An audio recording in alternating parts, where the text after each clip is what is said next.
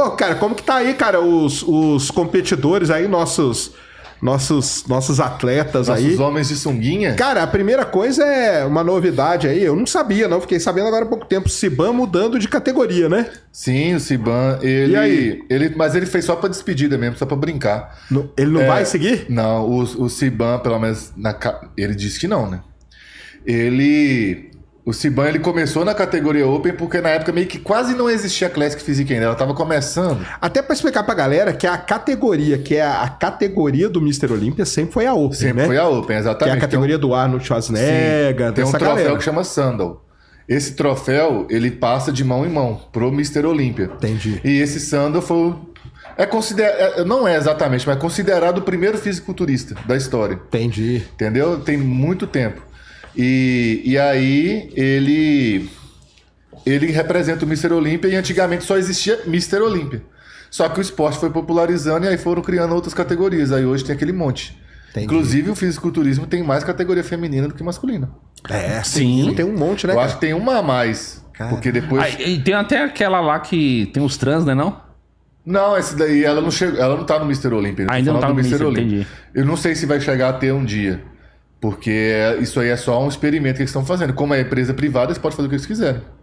E eu, sinceramente, acho bacana essa ideia. Porque, cara, é muito mais justo você colocar homens biológicos competindo com homens biológicos, porque aí as armas são iguais. Concordo. Do que pensando em... É porque às vezes a pessoa fala assim, mas a pessoa fez tratamento hormonal. Mas nunca vai ser a mesma coisa. Nunca vai ser a mesma coisa a competição com trans, o futebol feminino com masculino, nunca vai ser a mesma coisa, a mesma área da beleza, tipo modelos também, homens e mulheres, nunca a mesma coisa. Até mesmo porque os hormônios lá que a galera usa no fisiculturismo deve ter ação muito diferente em homem e mulher, né? Com Por causa do certeza. organismo, né? Na realidade, a ação é até muito parecida, só que o problema é que os hormônios, tudo viriliza, ou seja, ele traz características masculinas. Sim. É pelo, é músculo, é força. Então, assim, ou seja, o efeito é o mesmo. Só que quando você exagera ele numa mulher, a mulher fica masculina. O homem, quando usa, ele fica mais masculino. Tanto é que, se o cara tiver, por exemplo, tendência, né, a ser calvo, acelera. Entendeu? Entendi. Eu, por exemplo, eu não tenho tendência nenhuma. Mas eu tenho certeza que se eu continuar usando, né, se eu fizer uso, se vamos supor que eu fosse ficar careca com 60 anos, aí eu antecipo para 50. Se o cara fosse ficar com 30 e poucos, ele vai para 20. É só fazer o transplante, todos fazem. Pode ver todos os caras da categoria Open, 90%, 99% tá tudo careca no palco. Careca. Não é uma coincidência. Agora, o que me chamou a atenção, cara, quando eu vi a comparação, é como o Ciban mudou em tão pouco tempo, cara. Como consegue fazer isso, cara? É o quê? Manipular? Porque não é exercício mais. O que acontece? O Ciban...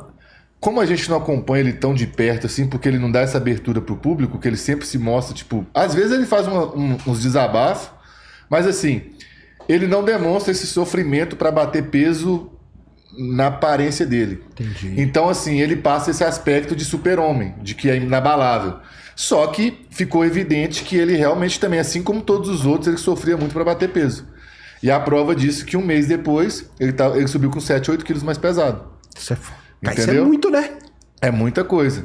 É normal um atleta ganhar 15 quilos depois da competição. Tá. Só que é 15 quilos daquele... Ao longo de... É um físico que a gente acha legal, porque geralmente, se você perguntar para pessoas comuns, o físico no palco é feio. As pessoas acham estranho.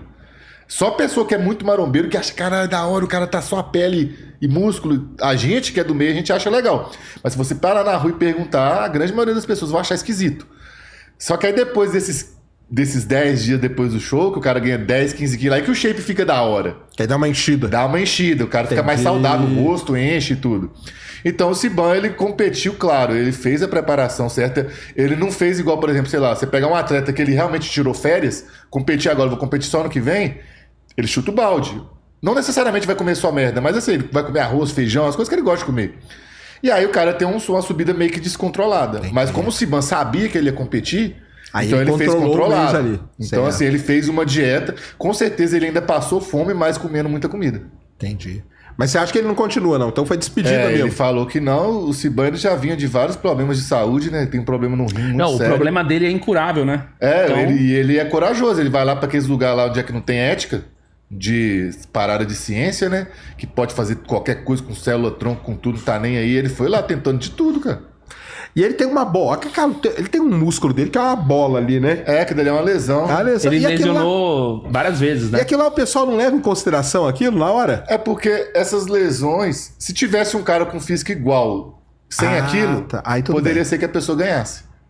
Mas não chega, Mas não né? tem, entendeu? Ou seja, é igual eu fiz um comentário polêmico ontem lá no meu podcast lá com o Jason, que o pessoal não entende o que a gente quer dizer. Eu falei assim, cara, o Ramon tem que colar com os melhores do mundo em questão de pose.